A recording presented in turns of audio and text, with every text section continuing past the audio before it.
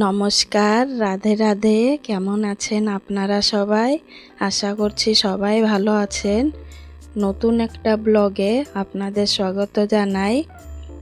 সকালে উঠে দরজায় জল দিয়ে মুখটা ধুয়ে নিলাম, তারপর একটু গরম জল খেয়ে নিলাম।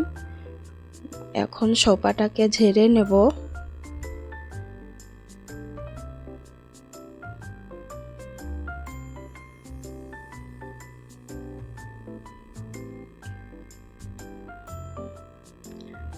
সোফাটা ঝাড়া হয়ে গেছে, এখন ঝাড়ু লাগিয়ে নেব।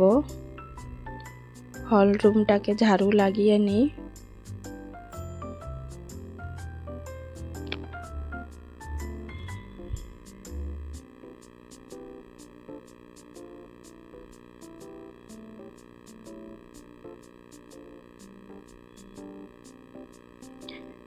এখন এসেছে কিচেনে, কিচেনটাও ঝাড়ু করে নেব।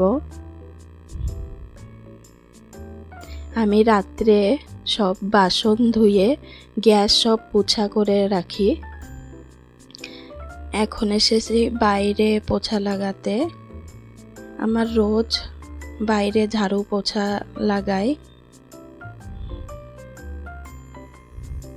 বাইরে পোছা হয়ে গেছে, এখন হল রুমটা পোছা লাগিয়ে নেব।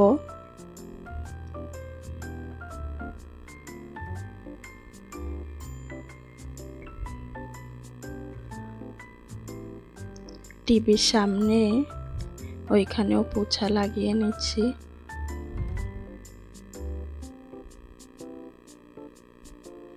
হল রুম হয়ে গেছে, এখন এসেছি কিচেনে, কিচেনটাও পোছা লাগিয়ে নেব। তারপর স্নান করে এসেছি, এখন পুজো করছি।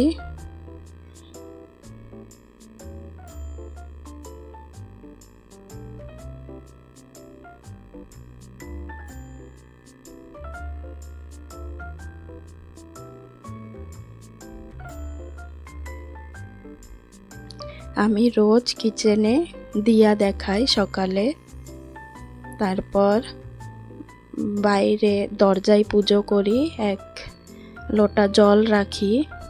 রোজ আমরা সূর্যদেবকে জল দিই। আমি, আমার হাজবেন্ড, আমার মেয়ে সবাই সকালে স্নান করে সূর্যদেবকে জল দেয়। তারপর বিন্দেজিকে জল দেব। এইখানেও আমি রোজ দিয়া লাগাই, তুলসী গাছে রোজ সকাল বিকেল দিয়া লাগাই।